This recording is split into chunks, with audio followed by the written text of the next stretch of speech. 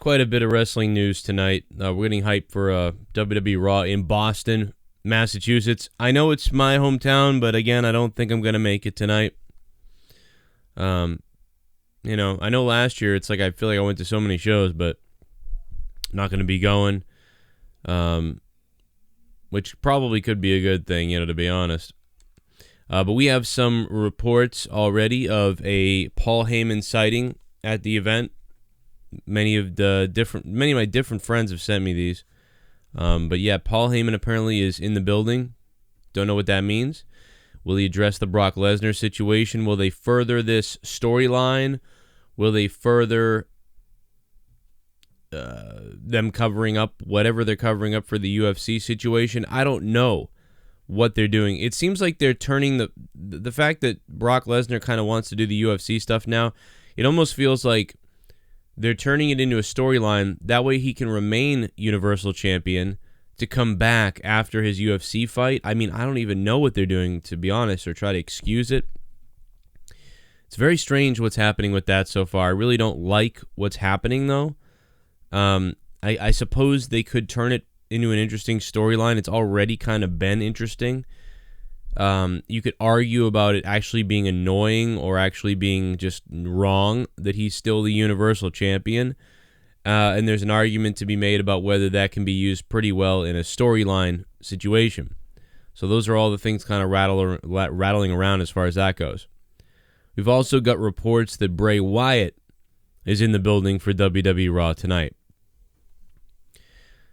Jim Ross, in separate news, randomly, just from other things going on, during the New Japan G1 special in San Francisco, apparently Jim Ross may have suffered an injury. He wrote, "For the record, the bump I took at ringside was not a story-driven matter, nor was it discussed. I think I broke a rib. Couldn't put my roller bag in the overhead today after a sleepless Saturday night." So apparently Jim Ross broke a rib. And from the reports we're getting, the wrestlers came crashing down on the table outside the ring, kind of pretty horrifically, and Jim Ross got just lambasted, which is kind of a crazy thing because whenever I have done ring commentary, I've always thought, it'd be really good in this match is if they did a table spot and went through the commentator's table or went into the area over here. And I'm always ready. Like, if the wrestler crashes into me, I'm ready to, make it look like make it look good if it has to. Because you never know, really, sometimes what independent wrestlers might do. And, I'm ready for it. And sometimes they do things, and they have. I've had guys, pull the chair, hit me with a chair, things like that, and that was unplanned, unannounced, really unmentioned. That's happened. I've had guys whisper to me that, hey, I'm going to knock you out with something, or I'm going to knock you over, and I'm like, okay, yeah, so I've had that happen, but my thinking is when you have Jim Ross, who's an older guy now, at ringside, if you're going to do something like that, you probably want to tell Jim Ross so he can brace himself. And you probably don't want to kill Jim Ross, who's like in his 60s or whatever he's in. So I don't know, kind of weird. I always like unexpected stuff happening in wrestling, and probably it was a big accident that just they kind of like landed wrong or went too far, didn't realize whatever. But I didn't see the incident yet, so I'd like to see it. I'm sure Jim wasn't happy about it, to be honest. As much as he loves the wrestling and loves being a part of it, I'm sure he would have been probably preferred to be told about something like that. In his tenure and age, it's just something you do. If you got Joe Cronin out there, the wrestlers don't got to tell you crap. You know what I mean? If I get run over, I get run over. That's fun. But somebody like Jim Ross, man, you got to tell them. But obviously they didn't know, or they overshot their landing zone or spot or whatever. You know how hyped up sometimes these guys are getting. Plus the injury. We've had a lot of injury news recently. I forget who just had the neck injury now.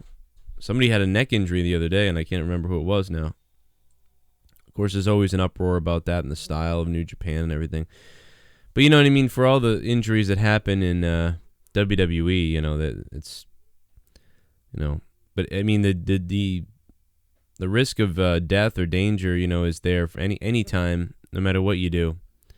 It does always seem like it's more dangerous in New Japan and some of these high risk situations. Takahashi, right, is the one that's injured, I think. I wrote it down on my phone. Oh, geez, I haven't seen that yet either.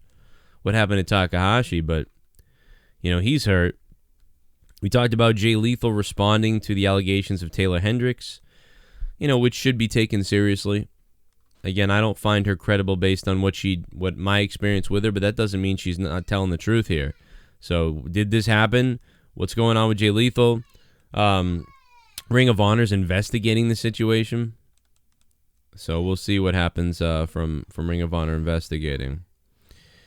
And that's it. We're getting really ready for WWE RAW tonight. That's so far what I have. I'll probably have a little bit more a little bit later. And apparently Paul Heyman and Bray Wyatt are there. It's been a little while since we've seen Heyman. Bray Wyatt, obviously, in that car crash last week. It was apparently his fault. And we'll talk about it tonight. And I'll be live after Raw right here on the Joe Cronin Show. Guys, leave a comment down below with what you want to see tonight on Raw, or what do you think is going to happen tonight on Raw. And if you're new to the channel and you want to see my podcast and my live reaction, then make sure you hit that subscribe button down below. And I'll see you tonight after Monday Night Raw. Hit me up on Twitter if you want through the day at Real Cronin.